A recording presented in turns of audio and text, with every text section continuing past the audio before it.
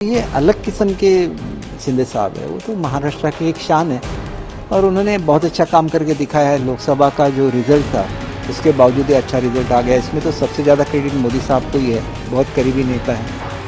तो वो और शिंदे साहब दोनों को हम लोग चाहते हैं, या तो शिंदे साहब बने या तो फडणवीस साहब बने, लेकिन शिंदे साहब का भी ऑनर रखना चाहिए, ऐसे मुझे लगता है। 5 तारीख को तो शपथ विधि है, तो ऐसा लोग क्यों बोलते हैं मुझे मालूम नहीं है।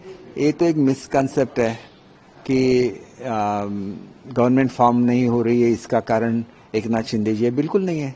देखिए, ऑब्जर्वर तो बीजेपी ने आज अपॉइंट किए, आज ही नाम अनाउंस हो गए, तो उनकी मीटिंग हो जाएंगी, उनका नेता चुना जाएगा और बाद में वो महाराष्ट्र में शपथ ले लेगा।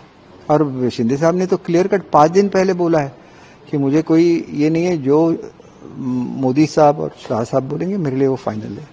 कहीं ना कहीं सीएम फेस को लेकर बात चल रहा है, अभी तक डिक्लेयर नहीं हो रहा है कि बीजेपी की इंटरनल वाद है कि सीएम सर नाराज है, ऐसी खबरें बाहर आ रही है। नहीं, ये तो एक लोगों की एक एटीट्यूड रहती है, स्पेशली जो लोग डिफीट हो गए वो ऐसी अफवाहें फैला रहे कि वो नाराज है। वो बिल्कुल नाराज नहीं, उन्होंने 5 दिन पहले बोल दिया कि जो मोदी साहब बोलेंगे फाइनल है। श्रीकांत शिंदे जी की बात सामने, वो भी अफवाह है। देखिए ना, उनको डिफेम करने की कोशिश की जा रही है। हालांकि मैं आपको बोलना चाहता हूं कि पूरे के पूरे हमारे जो पार्लियामेंट के सदस्य हैं उन्होंने एक मत से बोला था कि एकनाथ आपने श्रीकांत शिंदे जी को मिनिस्टर बनाई। उन्हें कहाँ एक्सेप्ट किया? उन्होंने बोला कि सीनियर मोस्ट जो शिवसेना का लीडर है उनको कर दीजिए। ये सेल्फिश लोग नहीं है बिल्कुल, वो तो एक दिलदार नेता है। वो हमेशा लड़ते रहते हैं और वो जनता के लिए, आप देखिए अगर उनकी गाड़ी जाती होगी और कोई बीमार औरत या कोई सामने से जा रहा है तो उनकी गाड़ी खड़ी रहती है। कभी भी नहीं देखा है, पुलिस को रोक देते, उनको पहले जाने दीजिए।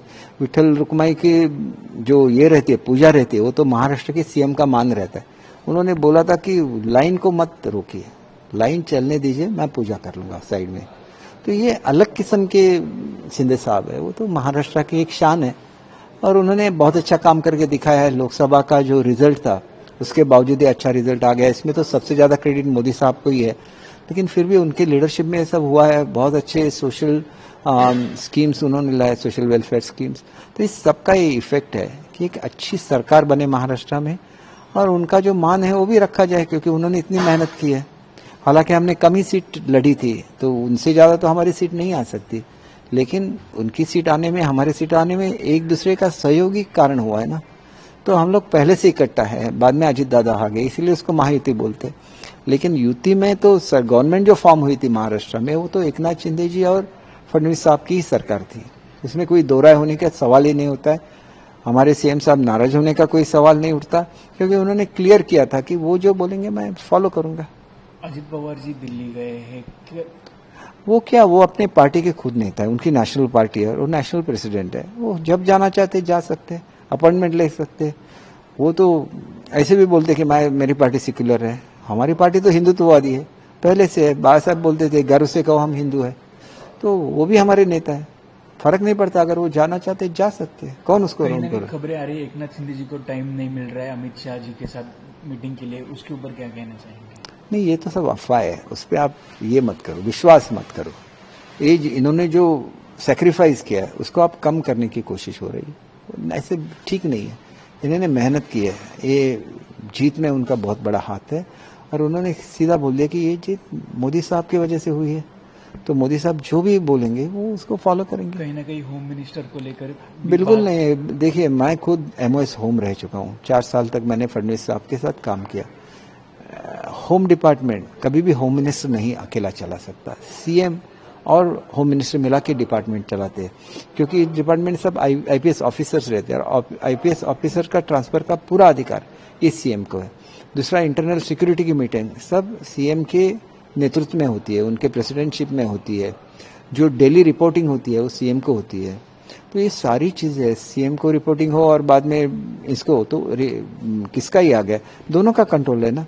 तो इतनी बड़ी इस पर क्यों बहस हो रही है मेरी समझ में नहीं आता, क्योंकि सेंट्रल का डिफरेंट है, स्टेट का डिफरेंट है। स्टेट में पूरे अधिकार सीएम को है होम डिपार्टमेंट के बारे में, और होम मिनिस्टर को बाकी सब उसका एडमिनिस्ट्रेशन, डिफरेंट डिसीजंस, किस तरह से उसको एक्टिव करना, बहुत सारी चीजें ये कर सकते हैं। तो मुझे ऐसे लगता है कि ये क्यों ऐसे वाद चल रहा है मुझे मालूम नहीं, क्योंकि मैं खुद उसमें 4 साल तक मैं काम करता रहा और बहुत अच्छी तरह से काम करता रहा, और फडणवीस साहब भी ये मानते हैं कि उनका मैं बहुत अच्छा सहकारी था।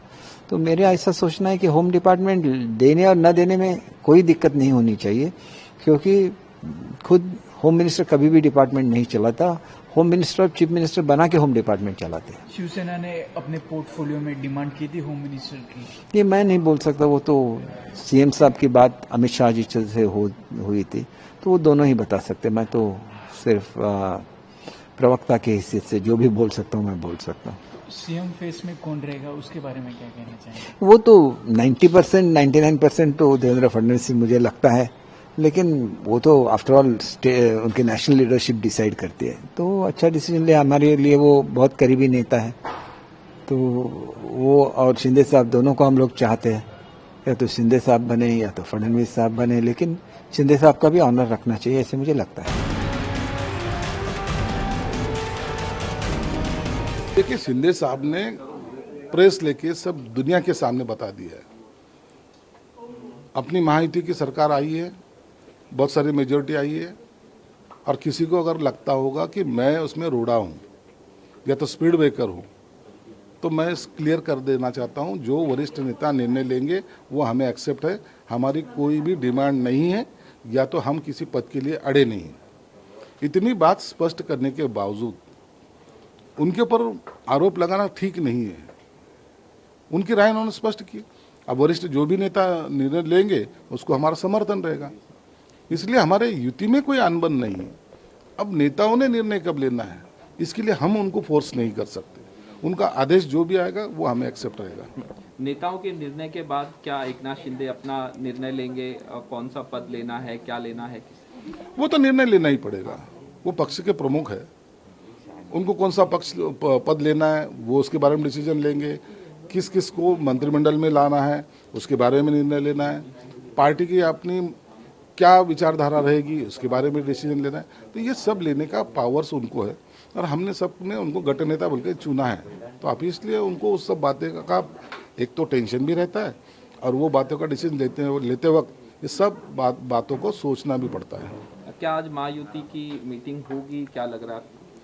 मेरे ख्याल से तो आज होना ही चाहिए, क्योंकि वक्त अभी कम है।